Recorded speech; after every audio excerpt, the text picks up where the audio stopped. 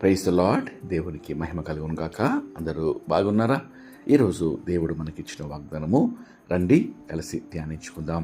హెబ్రీయులకు రాసిన పత్రిక 4వ అధ్యాయము 16వ వచనము. మనము కనికరింపబడి సమయోచితమైన సహాయం కొరకు కృప పొందినట్లు ధైర్యముతో కృపాసనమునొద్దకు చేరుదాము. ప్రియమైన దేవుని బిడ్డలారా, గమనించారా? ఎంతో శ్రేష్టమైన వాగ్దానము పరలోకపు తండ్రి ఈరోజు నీకు అనుగ్రహిస్తున్నాడు. ఆకాశ మండలము గుండా వెళ్ళిన దేవుని కుమారుడైన యేసు అను గొప్ప ప్రధాన యాజకుడు మనకు ఉన్నాడు. కనుక ఈరోజు మనము ఎటువంటి పరిస్థితిలో, కష్టంలో, కన్నిటిలో, దుఃఖంలో, ఒంటరితనంలో, ఆందోళనలో, అనారోగ్య పరిస్థితిలో ఉన్నప్పటికీ, ఆర్థిక ఇబ్బందుల్లో, తట్టుకోలేని సమస్యల్లో మనం ఉన్నప్పటికీ దేవుని వాగ్దానము సెలవిస్తుంది. మనము కనికరింపబడి సమయోచితమైన సహాయము కొరకు కృప పొందినట్లు ధైర్యంతో ఆయన కృపాసనం వద్దకు చేరుకుందాం. నిజమే, ఈరోజు సమస్యలో ఎక్కడికి పరిగెడుతున్నాం, ఏ చోటికి పరిగెడుతున్నాం, ఎవరికి కాల్స్ చేస్తున్నాము, ఎవరి కొరకు నిరీక్షిస్తున్నాము, ఎవరో సహాయం చేస్తారని ఆశిస్తున్నాము. కానీ దేవుని వాక్యం సెలవిస్తుంది, నరుల సహాయము వ్యర్థము. మనము నమ్మిన ఏ ఒక్కరూ మనకు సహాయం చేయకపోవచ్చు. అందరూ మన చెయ్యి విడిచిపెట్టవచ్చు, తృణీకరించవచ్చు.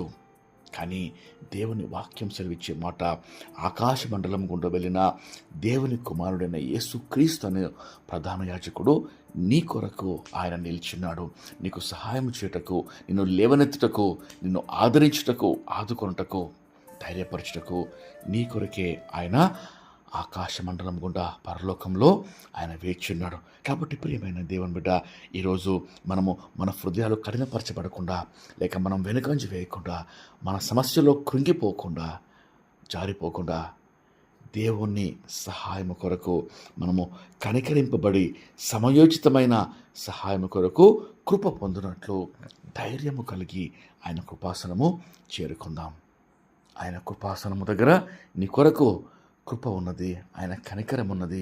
ఆయన ప్రేమతో తన చేయి చాపి నిన్ను ఆదుకొంటకు, ఆదరించుటకు నిలబడి ఉన్నాడు. కనుక ప్రియ నేస్తమా, దేవుని బిడ్డ, రండి కలిసి ప్రార్థన చేసుకొని ఈ వాగ్దానము పొందుకుందాం. ప్రార్థన.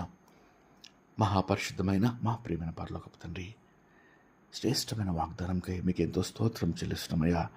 నిజమైతే మా సమస్యల్లో, మా కష్టాల్లో, అనారోగ్య పరిస్థితుల్లో, దుఃఖాల్లో, కఠినమైన ఇబ్బందుల్లో ఎక్కడికి పరిగెట్టగలం ప్రభువా? ఎక్కడనూ శాంతి లేదు నాయనా, సమాధానం లేదు ప్రభువా. సహాయం చేయవారు, ఆదరించేవారు, ఆదుకొనివారు ఎవరు లేరయ్యా. మనుషుల సహాయం వ్యర్థము, రాజులు నమ్ముకుంట కంటే యెహోవాను ఆశ్రయించడం మేలు అనే వాక్యంలో మీరు సెలవిస్తుండగా ప్రభువా, యువతి కాలమున మీ కృపాసనము చేరుకుంటకు నాయనా సమయోచితమైన సహాయం కొరకు ప్రభువా, నీ బిడ్డలందరం ప్రభువా నీ కనికరము పొందుటకు తండ్రి